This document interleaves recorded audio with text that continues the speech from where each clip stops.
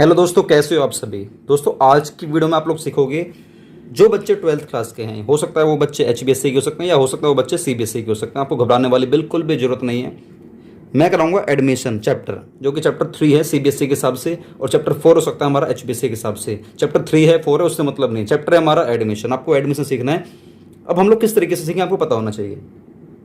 देखो सिंपल है, मैं इसमें काफ़ी सारे पार्ट कवर करूंगा। पार्ट 1 2 3 4 5 6 7 8 इस तरीके से मैं काफ़ी सारे पार्ट करूंगा और आपको सारे पार्ट लगातार देखने हैं। ये वाला जो हमारा पार्ट होने वाला है, ये वाला हमारा पार्ट नंबर 1 है, ये वाला हमारा पार्ट नंबर 1 है। तो आपको बिल्कुल भी टेंशन नहीं लेनी कि एडमिशन में मैंने क्या करवाया है क्या नहीं करवाया, इसमें क्या थ्योरी हुई थी पहले क्या नहीं हुई। तो कुछ ज़रूरत आपको सीखने की ही नहीं, क्योंकि मैं इस वाली वीडियो में बिल्कुल शुरू से, बिल्कुल स्टार्टिंग से, बिल्कुल जीरो से, बिल्कुल स्क्रैच लेवल से आपको सिखाने वाला हूं। तो चलिए स्टार्ट करते हैं। सबसे पहले आपको पता होना चाहिए कि एडमिशन जो हमारा है, एक पार्टनर का हमारा जब एडमिशन होता है, ये क्यों होता है, क्या वजह है, कारण क्या है, क्यों हम लोग किसी को नया पार्टनर बनाएं। क्या हम लोग पुराने जितने पार्टनर थे 4-5 जितने भी हम लोग काम कर रहे थे, क्या वो खुश नहीं थे काम करके? क्या वो प्रॉफिट को जब बांट रहे थे क्या वो खुश नहीं थे? प्रॉफिट जब कुछ ज़्यादा आ रहा था क्या प्रॉफिट? नहीं, ऐसा कुछ नहीं है। ये लोग चाहते हैं कि हमारे बिजनेस के अंदर और भी किसी नए नए पार्टनर का एडमिशन होना जरूरी है, जिससे कि फ्यूचर में हमारा जो वर्क है डिवाइड हो जाए, हमारे काम को कोई और कर सके, या हमें हमें चाहिए और पैसा चाहिए, ज़्यादा पैसा चाहिए ताकि हमारे अपने बिजनेस को एक्सपेंड करना है, तो हमें चाहिए मोर फंड चाहिए, हमें और चाहिए पैसा। तो पैसा कहाँ से आएगा? जब एक नया पार्टनर आएगा। तो काफ़ी सारे वजह हो सकते हैं, बहुत सारे रीज़न हो सकते हैं जिससे कि हम लोग नए पार्टनर को एडमिट करते हैं। तो एक काम करते हैं, सबसे पहले हम लोग ये सीखते हैं कि वो रीजंस क्या हैं। वो रीजंस क्या हैं जिससे कि एक नया पार्टनर हमारे बिजनेस के अंदर आता है। कभी कभार क्या होता है, हमारे बिजनेस के अंदर एक नए पार्टनर की जरूरत होती है, हमें आवश्यकता पड़ जाती है। क्यों? क्योंकि काफ़ी सारे रीज़न है। वो रीज़न क्या आपको बताने वाला हूँ, 1 2 3 4 न जाने कितने सारे रीज़न हो सकते हैं, नए नए हो सकते हैं। आप लोग भी नीचे कमेंट में बताना अगर आपको लगता है कि कोई नया रीज़न और भी हो सकता है। तो चलिए काम करते हैं, स्टार्ट करते हैं। देखिए, अगर आपको लगता है कि हमारे बिजनेस को मोर कैपिटल चाहिए, अगर आपको लगता है कि हमारे बिजनेस को और चाहिए पैसा, पहले 4 पार्टनर हुआ करते थे, पहले 1 पार्टनर, ये 2 और ये 3 और ये 4, पहले 4 पार्टनर हुआ करते थे। चारों पार्टनर बिजनेस को चला रहे थे, लेकिन चारों के पास लिमिटेड पैसा होता है। जितना पैसा उन लोगों के पास होता है वो लोग लगा चुके होते हैं, लेकिन हमें और चाहिए पैसा। और पैसा कहाँ से आएगा? एक काम करते हैं, हम लोग बाहर से एक नए पार्टनर को हमारे बिजनेस के अंदर ले आते हैं और इससे बोलेंगे कि तुम पैसा लेकर आइयो, जिससे कि हमारा बिजनेस भी और ज़्यादा ग्रो हो जाएगा। हमें मोर कैपिटल चाहिए, इसलिए हम लोग नए बिजनेस में, हम लोग पुराने वाले बिजनेस में नए पार्टनर को हम लोग एडमिट कर लेते हैं, ताकि हम लोग इस पैसे से अपने बिजनेस का एक्सपेंशन करेंगे। एक्सपेंशन मतलब होता है फैलाव करेंगे, उसको फैलाएंगे बिजनेस को। दूसरा हमारा रीजन क्या हो सकता है, हमें एक कॉम्पिटेंट पर्सन की जरूरत है। कॉम्पिटेंट मतलब एक लायक पर्सन जो हमारे बिजनेस के लिए लायक हो। मतलब ये हो सकता है चारों पार्टनर में इन चारों में इतना ज़्यादा दिमाग ना हो जितना इसमें दिमाग हो, तो हम लोग इसको एडमिट कर लेंगे, क्योंकि ये बहुत ज़्यादा लायक है हमारे बिजनेस के लिए, बहुत ज़्यादा एंड एक्सपीरियंस्ड पर्सन है। एक्सपीरियंस्ड, बहुत ज़्यादा लायक भी और बहुत ज़्यादा एक्सपीरियंस पर्सन भी है। ये मार्कर सही तरीके से काम नहीं कर रहा है, मैं एक दूसरा मार्कर निकाल लेता हूँ। चलिए, तो हमें कॉम्पिटेंट पर्सन चाहिए और हमें एक एक्सपीरियंस पर्सन चाहिए, जिससे कि हमारे बिजनेस को, हम लोग अपने बिजनेस को एफिशिएंट तरीके से रन कर सकें। हम लोग उसको एफिशिएंट तरीके से हम लोग उसको रन कर सकें, ठीक है ना। बिजनेस को सही तरीके से चलाना बहुत बड़ी बात होती है। तो उसके लिए हमारे बिजनेस के अंदर लायक वाला इंसान, पढ़ा लिखा बंदा और एक्सपीरियंस वाला बंदा का होना बहुत ज़्यादा जरूरी है। तीसरा, हम क्यों किसी नए पार्टनर को एडमिट करें, क्या और रीज़न हो सकता है? देखो, मतलब हम लोग एनकरेज करने के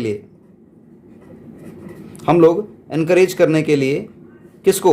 जो भी कैपेबल एम्प्लॉई है, जो कैपेबल एम्प्लॉय, उसको एनकरेज करने के लिए नए पार्टनर को बिजनेस के अंदर ले आते हैं। एनकरेज करने के लिए कैपेबल एम्प्लॉय को, तो मैं एक नए पार्टनर को बिजनेस के अंदर ले आऊंगा। सर समझ में नहीं आया, समझाता हूँ, क्योंकि वाला पॉइंट थोड़ा ट्रिकी है। एनकरेज करने के लिए, हमारे बिजनेस के अंदर का जो स्टाफ है उसको एनकरेज करने के लिए मैं किसी कैपेबल एम्प्लॉय को अपने बिजनेस के अंदर ले आता हूँ। समझो इसको समझो एक बार।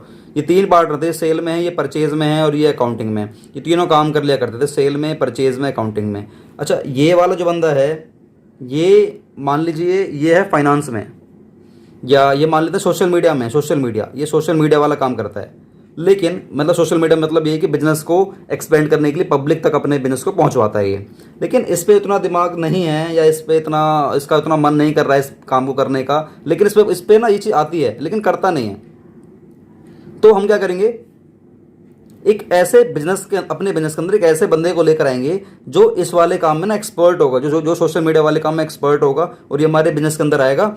अब होगा क्या, इसको बोला जाएगा कि देखो एक नया पार्टनर हमारे बिजनेस के अंदर आ गया जो कि सेम वर्क करेगा, आपकी तरह ये वाला बंदा काम करेगा। और जो बंदा ज़्यादा काम करेगा, जो भी पार्टनर जो भी ज़्यादा मतलब एफर्ट लगाएगा, जो ज़्यादा मेहनत करेगा, जो भी ज़्यादा मेहनत करेगा, हम उसको ज़्यादा सैलरी प्रोवाइड करेंगे, ज़्यादा सैलरी देंगे। तो होगा क्या, अब ये वाला बंदा जिसके अंदर पहले देखो स्किल्स तो इसके अंदर भी है, इसके अंदर भी है, लेकिन इसके आते ही अब इसके अंदर के जो भी खून के जो भी नसों के अंदर जो खून दौड़ रहा था ना, वो तेज़ दौड़ना स्टार्ट हो जाएगा, ये काम करना स्टार्ट कर देगा। क्यों, पैसा हर किसी को पसंद है।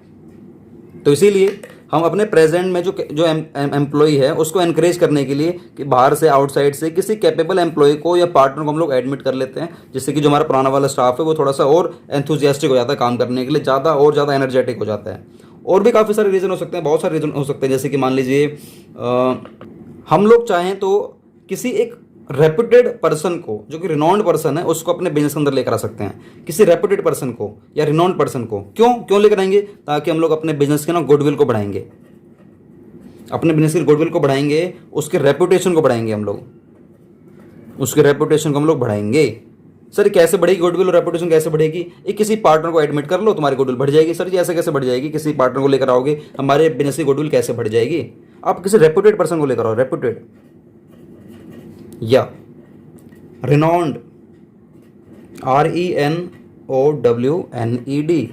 रिनॉन्ड पर्सन को ले आओ अपने बिजनेस के अंदर। आप लोग ले आओ अमिताभ बच्चन को। मान लीजिए हम लोग टीचर हैं, हमारा एक बहुत बड़ा इंस्टीट्यूट है वो लेकिन चल नहीं रहा है, तो हम लोग क्या करेंगे, अपने बिजनेस के अंदर अमिताभ बच्चन को ले आएंगे। मान लो मानने में क्या बुराई है, अमिताभ बच्चन को हम लोग लेंगे अपने बिजनेस के अंदर और बोलेंगे कल से एक लेक्चर हमारे अमिताभ बच्चन लेंगे।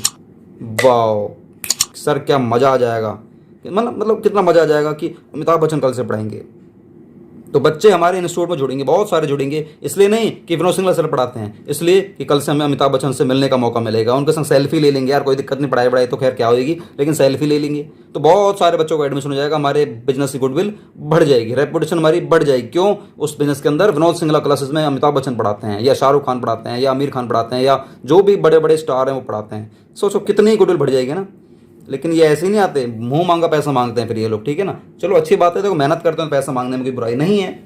तो ये सब रहा कि एक नए बिजनेस के अंदर पुराने वाले बिजनेस के अंदर हम लोग किसी नए पार्टनर को एडमिट क्यों करते हैं, क्या रीज़न हो सकते हैं, इस काफ़ी सारी वजह रही है हमारी।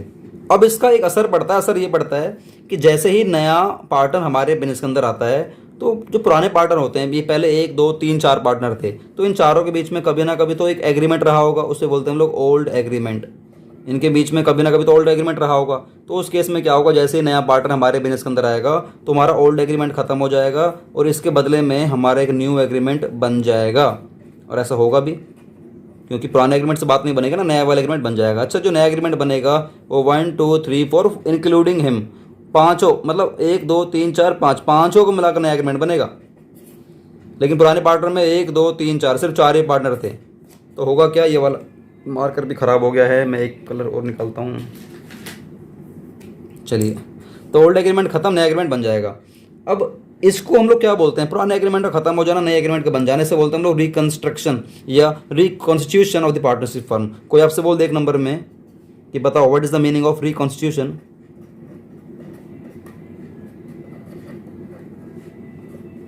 Of the partnership firm. ऐसा कब होगा, ऐसा जब होगा जब ओल्ड एग्रीमेंट हमारा खत्म हो जाएगा और नया वाला एग्रीमेंट हमारा बन जाएगा। इसी को बोलते हैं हम लोग क्या, रिकॉन्स्टिट्यूशन। मतलब होता है पुनर्गठन, हिंदी में बोलते हैं पुनर्गठन। मतलब दोबारा से नए बिजनेस को, मतलब एक तरीके से पुराने बिजनेस को ना ट्रांसफॉर्म कर देना नए वाले बिजनेस में। जबकि बिजनेस हमारा वही होता है, एम्प्लॉय वही होते हैं, स्टाफ वही होते हैं, बस ओल्ड एग्रीमेंट खत्म हो जाता है, नया वाला एग्रीमेंट हमारे इसके बीच में बन जाता है। एक आप लोग बात बताना चाहता हूं मैं। अच्छा, पहले आप लोग इसका स्क्रीनशॉट ले लो, फटाफट से स्क्रीनशॉट ले लो जल्दी से। 1 2 3 और एक इसका ले लीजिए, 1 2 3। यस सर, चलिए आगे चलते हैं। मैं आपको एक बात बताना चाहता हूँ, वो ये कि एक हमारा सेक्शन है पार्टनरशिप एक्ट का। हम लोग पता है पार्टनरशिप एक्ट पढ़ रहे हैं। कोई आपसे बोले कि हम लोग क्या पढ़ रहे हैं, बोलना हम लोग पार्टनरशिप एक्ट पढ़ रहे हैं। कौन सा, 1932, ठीक है ना। इसके अंदर काफ़ी सारे बहुत सारे सेक्शंस बने हुए हैं।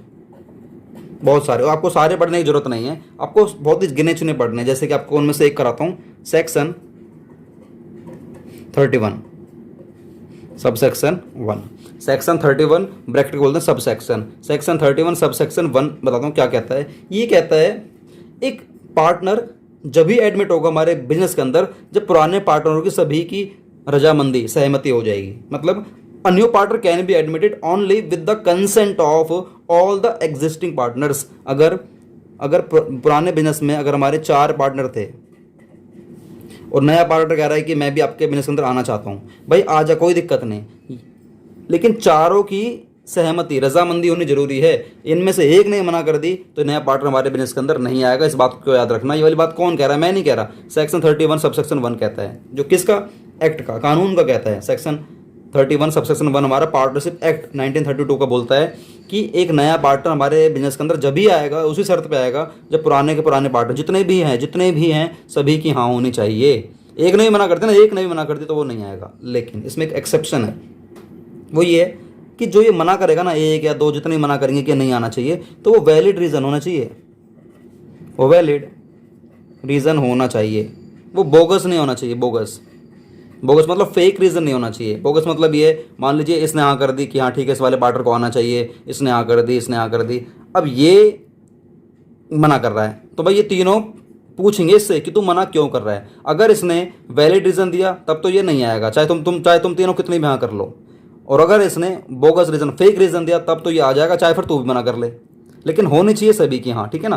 तो वैसे प्रैक्टिकल लाइफ में बोगस रीज़न नहीं चलता है, वैलिड ही चलता है। मान लीजिए वैलिड रीज़न में ये कह रहा है बंदा इन तीनों से, भाई मान लीजिए इसका नाम है मोहन, ये कह रहा है इन तीनों से कि भाई मोहन को एडमिट मत करो, क्योंकि मुझे पता है लास्ट ईयर जिस कंपनी में काम करता था उस कंपनी में 200 करोड़ रुपए का लॉस हुआ था और उसमें इस बंदे का नाम भी था, इसलिए कंपनी ने इसको बाहर निकाल दिया। अभी घर में खाली बैठा है, तो ये खाली बैठा है इसलिए प्रॉफिट आना चाहिए, तो ये हमारे बिजनेस के अंदर आना चाह रहा है। तो इस बात पे क्या होगा, ये तीनों कहेंगे हाँ यार भाई बोल तो सही रहा है यार बंदा, ये ऐसा कुछ तो हुआ था, तो हम लोग इसको नहीं लेंगे क्योंकि वैलिड रीजन दिया, हम लोग इसको एडमिट नहीं, इस बार नए बंदे को एडमिट नहीं करेंगे। ये सारी बातें कहाँ लिखी हुई? सेक्शन 31 सब सेक्शन 1 में लिखी हुई हैं। लेकिन अगर ये देगा बोगस रीजन, बोगस मतलब फेक, मान लीजिए फेक मतलब ऐसे ही कुछ भी जिसके कोई सर पैर नहीं है, ये मान लीजिए कहेगा, ये दोनों मान लीजिए पड़ोसी हैं, ये कह रहा है कि यार इसको ना मत ले क्योंकि ना ये यार इसकी जो बीवी है ना मेरी बीवी से बहुत लड़ती है। यार ये क्या मतलब भाई? ये तो मेरा पर्सनल मैटर है, पर्सनल मैटर को हम लोग अपने बिजनेस के मैटर से लिंक नहीं करते हैं, ठीक है ना। हम लोग रेस्टोरेंट गए थे, ये रेस्टोरेंट गया था तो वहाँ पर ये मोहन मिल गया होगा, तो जब बिल बारी की बारी आ रही थी, जब बिल देने की बारी आ रही थी तो मोहन ने ना उसको क्या कहते हैं, जहाँ पर रेस्टोरेंट में गया था रेस्टोरेंट में, तो वहाँ पर उसको बिल की पेमेंट नहीं करी थी, वहाँ पर बिना बिल की पेमेंट करे भाग आया था। तो भाई ये इन सब से बिजनेस को लिंक नहीं कर सकते हैं। वैलिड रीज़न दो कि भैया इसने किसी कंपनी में फ्रॉड करा था इसलिए नहीं लेंगे, पर्सनल रीज़न नहीं होना चाहिए, ठीक है ना। ये सारी बातें हम लोग सीख चुके हैं, ज़्यादा डिटेलिंग में नहीं जाना चाहिए। एक बात याद रखना, जब भी नया पार्टनर हमारे बिजनेस के अंदर आता है, ये बात तो क्लियर हो गई कि सभी की सहमति से आएगा और वो वैलिड रीज़न होना चाहिए। नंबर 2 कि जब भी एक नया पार्टनर हमारे बिजनेस के अंदर आता है वो 2 चीज़ लेकर आता है, याद रखना, वो 2 चीज़ लेकर आता है, 2 चीज़ याद रखना, एक कैपिटल और एक गुडविल, ये 2 चीज़ लेकर आएगा। इसको दिमाग में रखो, जब क्वेश्चन कराऊंगा ना बताऊंगा कि कैपिटल ये इसी बंदे की होगी जो नया पार्टनर है, मान लीजिए मोहन, तो कैपिटल तो ये इसी की रहेगी, लेकिन जो गुडविल लेकर आता है ना, ये गुडविल जो लेकर आता है, ये जो पुराने पार्टनर्स हैं 1 2 3 4, ये चारों बांट लेते हैं, ये चारों बांट लेते हैं, ठीक है ना। किस रेशो में? एक रेशो भी क्लियर होना चाहिए आप लोगों को, सेक्रीफाइसिंग रेशो में हम लोग इसको बांट लेते हैं। इसको लिख लेना, बाद में बताऊंगा दोबारा से कि सेक्रीफाइसिंग रेशो में क्यों बांटते हैं, इतना पहले क्लियर करो फटाफट से, ठीक है। इतना सब क्लियर हो गया होगा, फटाफट से देख लो जल्दी से। कोई दिक्कत हो तो आप लोग प्लीज़ वीडियो को थोड़ा सा पीछे जाके दोबारा से देख लेना, कहीं भी कोई दिक्कत आ रही हो तो। चलिए आगे चलते हैं। मैं वैसे बता देता हूँ आपको गुडविल का मतलब क्या है, सेक्रीफाइसिंग रेशियो का मतलब क्या होता है। इसका मतलब ये होता है कि एक बात बताओ, पहले एक प्रॉफिट हुआ करता था, मान लीजिए 1 लाख रुपये का, पहले 1 लाख का प्रॉफिट हुआ करता था, तो इस 1 लाख का प्रॉफिट को कौन बांटा करता था? ये चारों लोग बांटा करते थे, ये चारों बांटा करते थे, 25,000 25,000 25,000 25,000, अच्छी खासी जिंदगी चल रही थी। ये नया पार्टनर आ गया, ये कह रहा है कि मुझे अपने प्रॉफिट में से दे दो ना, मुझे अपने प्रॉफिट में से दे दो ना। भाई क्यों दे दे? ये 1 लाख रुपये चारों बांट रहे हैं, तो तेरे को क्या दिक्कत हो रही है? ये कह रहा मुझे भी दे दो, ऐसे कैसे दे देंगे भाई? ये कह रहा नहीं मुझे भी दे दो ना। अरे यार ये तो जिद कर रहा है, ऐसे कैसे दे दें? एक काम कर, चल तेरे को प्रॉफिट में से चाहिए ना, एक काम कर, ये चारों कह रहे हैं इससे कि तू घर जा, 2 चीज़ लेकर आ, कैपिटल और गुडविल। ये कहेगा मैं क्यों लेकर आऊँ कैपिटल, मैं क्यों लेकर आऊँ गुडविल, मुझे तो प्रॉफिट में से चाहिए। भाई कैपिटल इसलिए लेकर आ ताकि तुम्हारे बिजनेस का मेंबर बन जाएगा, हमारे बिजनेस का पार्टनर बन जाएगा कि तू भाई हमारे बिजनेस का पार्टनर है, क्योंकि बिजनेस में जुड़ोगे तो कुछ ना कुछ पैसा तो लगाओगे। अच्छा ये कह रहा फिर ठीक है, तो गुडविल क्यों लेकर आऊँ? भाई गुडविल इसलिए लेकर आ ताकि फ्यूचर में जो प्रॉफिट होगा वो हम लोगों ने बहुत मेहनत करी है, इन चारों ने बहुत मेहनत करी, 4-5 साल बहुत मेहनत करी है, तभी तो प्रॉफिट कमा पा रहे हैं 1 लाख रुपए का महीने का। और तू कह रहा है अगले महीने से भाई इसमें मुझे हिस्सा दे दो। ऐसे कैसे हिस्सा दे दो? हम लोगों ने 4-5 साल मेहनत करी है, तो उस 4-5 साल की भरपाई हमें कर। गुडविल मतलब होता है भरपाई, हमें भरपाई कर। तो ये मोहन कहेगा ठीक है मैं भरपाई करने को तैयार हूँ, लेकिन कितने गुडविल लेकर आऊँ, कितने लेकर आऊँ? इसके लिए दोस्तों आपको हमारी पुरानी वाली वीडियोस को देखना होगा। पुरानी वाली वीडियोस को देखो, चलेगी पता गुडविल हम लोग किस तरीके से कैलकुलेट करते हैं। तो चलिए अब देखो ध्यान से, गुडविल कैलकुलेट हो गई है। अब मोहन अपना पैसा ले आएगा। मोहन गुडविल का पैसा लेकर आएगा, तो बताओ ये जो गुडविल का पैसा लेकर आ रहा है किसके लिए लेकर आएगा? मोहन इन चारों के लिए लेकर आएगा। तो जब ये पैसा बट रहा होगा, गुडविल वाला पैसा बट रहा होगा, तो जब जब खीरा बट रहा होगा, जब गुडविल वाला पैसा बट रहा होगा, तो कौन बांट रहा होगा? ये चारों ही तो बांट रहे हैं अपने आप में। ये तो लेगा नहीं, क्योंकि ये तो लाने वाला है। अच्छा, ये पैसा लेकर आएगा, किस रेशो में लेकर आएगा? ये लेकर आएगा, देखो ये किस रेशो में लेकर आएगा मतलब नहीं है, ये तो क्वेश्चन आपको कैलकुलेट करके दे देगा। लेकिन ये किस रेशो में बांटेंगे उस पैसे को जो ये लेकर आएगा मोहन? सैक्रिफाइसिंग रेशो में। सर सैक्रिफाइसिंग रेशो में क्यों बांटेंगे? क्योंकि भाई इन चारों को लॉस हो रहा है इसके आने से। इन चारों को कुछ ना कुछ सेक्रीफाई करना पड़ रहा है, कुछ ना कुछ त्याग करना पड़ रहा है, कुछ ना कुछ छोड़ना पड़ रहा है। इसलिए ये चारों अपने इस लॉस को, जो भी इनका होने वाला चारों को, वही लॉस होगा जितना ये लेकर आया गुडविल, ठीक है ना, वही लॉस होने वाला है। तो ये अपने प्रॉफिट में से कुछ ना कुछ हिस्सा देंगे मोहन को। जितना हिस्सा ये लोग देंगे उस रेशो को बोलते हैं हम लोग सैक्रिफाइसिंग रेशो, ठीक है ना। जो भी हिस्सा देंगे ये सैक्रिफाइसिंग रेशो। इसको करने के लिए प्रैक्टिकल क्वेश्चन कराऊंगा, आपको एक बार में क्लियर हो जाएगा। बस फिलहाल के लिए थोड़ी सी ये जो हमारी फर्स्ट क्लास है ये थ्योरी के ऊपर है, ध्यान से देख लेना, क्योंकि जरूरी है थ्योरी है। थ्योरी नहीं सीखोगे तो प्रैक्टिकल लाइफ में कहीं ना कहीं मार खा जाओगे, इसलिए थ्योरी सुनना बहुत ज़्यादा जरूरी है। और वैसे भी आपको जो मिस्टर विनोद सिंगला सर हैं बहुत डिटेलिंग में वीडियो पढ़ाते हैं, मतलब बहुत डिटेलिंग में आप लोगों को ना क्लास देते हैं। तो थ्योरी तो जरूर सुना करो, मेरे मुँह से जो भी निकलती है बहुत प्रैक्टिकल होती है वो। एक बात याद रखना, जब भी एक नया पार्टनर हमारे बिजनेस के अंदर आता है तो हम लोगों को, पुराने जो पार्टनर्स हैं ना, पुराने पार्टनर्स हैं, उन लोगों के ऊपर कुछ जिम्मेदारी आ जाती है। जिम्मेदारी मतलब ये कुछ एडिशनल कुछ वर्क है, एडिशनल कुछ काम करना पड़ जाता है, जिम्मेदारी बढ़ जाती है, कुछ एडजस्टमेंट करनी पड़ती हैं, एडजस्टमेंट्स। और ये ना एक ही बार नहीं होगा, हर बार होगा। जब जब नया पार्टनर आएगा तब तब ये सारी एडजस्टमेंट्स करनी पड़ेंगी। मतलब इतना सारा वर्क करना पड़ेगा, बहुत सारे वर्कें करने पड़ेंगे जब जब कोई नया पार्टनर आएगा। जब जब आएगा सर, कब कब आएगा? जब तक हमारे बिजनेस के अंदर 50 पार्टनर नहीं हो जाएंगे तब तक कोई भी आ सकता है, कोई भी जा सकता है, किसी की भी डेथ हो सकती है, किसी का कुछ भी हो सकता है। कोई आ रहा है, जा रहा है, सड़ रहा है, गर रहा है, कुछ भी हो रहा हो, हमें मतलब नहीं है। हमें ये सारी एडजस्टमेंट सारी दोबारा दोबारा करनी पड़ेंगी और हर बार करनी पड़ेंगी, कोई बच नहीं सकता इनसे। सर कौन कौन सी हैं? सबसे पहले आप लोगों को अपना न्यू प्रॉफिट शेयरिंग रेशो निकालना पड़ेगा, क्योंकि भाई पुराने पार्टनर का रेशो अलग था, नए वाले पार्टनर के साथ मिलाकर नया रेशो निकालना पड़ेगा। ये वाली जिम्मेदारी आपको निभानी है। दूसरा, आपको गुडविल का ट्रीटमेंट करना होगा, क्योंकि जो नया पार्टनर आएगा तो भाई कुछ ना कुछ गुडविल लेकर आएगा, तो गुडविल का आपको ट्रीटमेंट करना है, ठीक है ना। गुडविल का ट्रीटमेंट आपको करना है। और आपको अपना एक रीवैल्यूएशन अकाउंट बनाना है, रीवैल्यूएशन। सर ये क्या होता है? रीवैल्यूएशन अकाउंट क्या होता है बताऊंगा, टेंशन मत लो। ये वाला अकाउंट बनाएंगे, ये वाला बनाएंगे, ये हमारी एसेट्स का और लाइबिलिटीज़ का होता है रीवैल्यूएशन अकाउंट, ठीक है ना। उसके बाद हमारे जितने भी पुराने रिजर्व्स हैं, जितने भी हैं रिजर्व्स हैं, या कह सकते हो जितने भी हमारे एक्यूमुलेटेड हमारे प्रॉफिट्स हैं, इन सब का बंटवारा करेंगे पुराने पार्टनर्स के बीच में। और वो भी किस रेशो में? ओल्ड रेशो में और ओल्ड पार्टनर्स के बीच में। ये तो चलो बाद में बता दूंगा आपको। अभी और भी कुछ काम कर सकते हैं कि हाँ, न्यू रेशो निकाल दिया, गुडविल ट्रीटमेंट कर दिया, रिवैल्यूएशन हो गया, रिजर्व बांट दिया, एक्यूमुलेटेड प्रॉफिट जितने भी थे सारे बांट दिए। उसके बाद हम लोग अपने पार्टनर्स के, जो नया पार्टनर आ रहा है उनके उसके बेस पे हम लोग जो पुराने पार्टनर्स हैं अपनी एडजस्टमेंट करेंगे कैपिटल्स की, एडजस्टमेंट्स करेंगे कैपिटल की, कि भैया उसके आने के बाद ये सब हम लोगों ने बांट लिया, ये सब बांट लिया, दे दिया, सेट्स बढ़ गई, घट गई, गुडविल बांट लिया, न्यू रेशो निकल गया, तो उससे हमारी कैपिटल पर, हम सबकी कैपिटल पे क्या असर पड़ा, हम लोग ये भी निकालेंगे। किसके बेस पे? On the basis of new profit sharing ratio, on the basis of new profit sharing ratio के बेस पे हम लोग ये सब कुछ हम लोग करने वाले हैं। तो दोस्तों ये रही हमारी आज की क्लास। तो आपको आज की क्लास कैसी लगी? इसमें मैंने सिंपल ये बताया आज की एडमिशन की टोटल थ्योरी क्या है, जब कोई नया पार्टनर आएगा या जाएगा तो उसका क्या इंपैक्ट पड़ेगा, क्या क्या हमें काम करने पड़ेंगे, यही सारे काम करने हैं, और इन्हीं पे ही हमारा पूरा चैप्टर खत्म हो जाएगा। ये इसके ऊपर पूरा टॉपिक है, ये अलग टॉपिक है, ये अलग टॉपिक, ये सारे टॉपिक है अपने आप में, ठीक है ना। इसके ऊपर आपको कम से कम 20 क्वेश्चन है, इसके ऊपर कम से कम आपके 25 क्वेश्चन है, इसके ऊपर कम से कम आपके 30 क्वेश्चन है, इसके ऊपर कम से कम आपके 5 क्वेश्चन है, इसके ऊपर कम से कम आपके 10 क्वेश्चन है। इसी पे हमारा चैप्टर खत्म हो जाएगा। ये सारे आपको क्वेश्चन सीखने हैं बस, और कुछ नहीं करना है। तो दोस्तों एक काम करना, वीडियो को ध्यान से आप लोग, उम्मीद करता हूँ आप लोगों ने सुन ली होगी। नोट्स बनाने नहीं बनाने, इट्स टोटली ऑन यू, आप लोगों के ऊपर डिपेंड करता है कि नोट्स बनाने नहीं बनाने। बनाओगे आपके लिए बहुत अच्छा रहेगा, नहीं बनाओगे तो कहीं ना कहीं लास्ट में दिक्कत का सामना करना पड़ेगा। नोट्स बनाओ, नोट्स जितने बनाओगे अच्छा रहेगा। और दोस्तों वीडियो अच्छी लगी हो वीडियो को लाइक कर देना, चैनल को सब्सक्राइब कर देना अगर आप लोग नहीं हो तो। और इसी तरीके से आपको हर तरीके से आपको हर टाइप्स की हर टॉपिक्स की वीडियो मिलेगी। और अपने दोस्तों तक वीडियो को पहुंचा दो, बोल दो विनोद सिंगला सर आ गया भाई, प्रैक्टिकल तरीके से पढ़ा रहे हैं। वीडियो में जो भी कुछ आपको अच्छा लगा हो ना नीचे बताना कमेंट बॉक्स में, हमें अच्छा लगेगा थोड़ा सा। और चलो मिलते हैं नई वीडियो के साथ। और ये वाली फर्स्ट वीडियो थी, सेकंड वीडियो बहुत जल्द आने वाली है। और अगर आपके मन में कोई ऐसा टॉपिक हो जो आपको स्पेसिफिक कोई नई वीडियो बनवानी है, स्पेशल अपने लिए बनवानी है, तो नीचे बता देना कमेंट बॉक्स में, आप लोग हम लोग स्पेशल एक नई वीडियो बना देंगे। क्योंकि आप लोगों को पढ़ाना ही हमारा अल्टीमेटली सोल पर्पस है। और एक छोटी सी विनती और है दोस्तों, एक हमारा चैनल और भी है जहाँ पर हम लोग इंग्लिश सिखाते हैं, इंग्लिश स्पीकिंग कोर्स सिखा रहे हैं, ठीक है ना। हमारे चैनल है प्रॉपर वो। अगर आपको लगता है कि इंग्लिश की आपकी लाइफ में बहुत ज़्यादा वैल्यू है, इंग्लिश आपकी लाइफ में काम आ सकती है, तो नीचे जाओ कमेंट उसमें डिस्क्रिप्शन में जाओ, नीचे हम लोगों ने इंग्लिश की क्लास का एक हमारा चैनल है, हम लोगों ने उसका लिंक दे रखा है, जाओ सब्सक्राइब करो, वीडियोज़ को देखो। लेकिन वो वीडियो आपको ऐसे ही नहीं देखनी है, उसका एक तरीका है। ऐसे नहीं कि इंग्लिश वाले चैनल पर जाओगे वीडियोस देख लोगे, ऐसे मज़ा नहीं आएगा। आप जाना चैनल पर जाकर आपको एक ना वीडियो दिखाई देगी, सबसे ऊपर तो नहीं दिखाई देगी। काम करना आपको ना, मैं नीचे लिंक दूंगा जो कि हमारा ना इंग्लिश का इंस्टाग्राम का, अगर आप लोग इंस्टाग्राम चलाते हो तो एक लिंक दिया जाएगा, वहाँ पर मुझे फॉलो करके ना मुझे हाई करके भेजना, सर जी हमने आपके अकाउंट्स की वीडियो देखी थी, एडमिशन की फर्स्ट वीडियो देखी थी, आपने बोला था कि इंस्टाग्राम पर हाई करके भेजना, फॉलो करके। हमने सर भेज दिया है। तो आप क्या बता रहे थे किस तरीके से हम लोग इंग्लिश सीख सकते हैं, वो क्या रूल्स वाली वीडियो क्या है। क्योंकि ना एक पहला रूल, एक हमारी वीडियो रूल्स के ऊपर है। अगर आप लोग रूल्स नहीं सीखोगे वो रूल्स क्या है, आप किस तरीके से हमारी 70 वीडियोस देखोगे जो कि स्पोकन की है। अगर आपने वो 70 वीडियोस देख ली इंग्लिश में, कोई नहीं रोक पाएगा आपको आगे बढ़ने से। वो 70 लिंक्स आपको कैसे मिलेंगे, उसके लिए आपको इंस्टाग्राम पर पहले आपको हमें हाई करके भेजना होगा।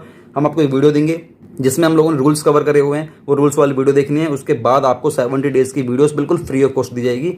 और चलो हम लोग मिलते हैं बहुत जल्द इंस्टाग्राम पर। आप लोग इंस्टाग्राम पर हाई करके भेज देना। इंस्टाग्राम की आईडी का लिंक मैंने आपको नीचे डिस्क्रिप्शन में दे रखा है। वंदे मातरम, जय हिंद।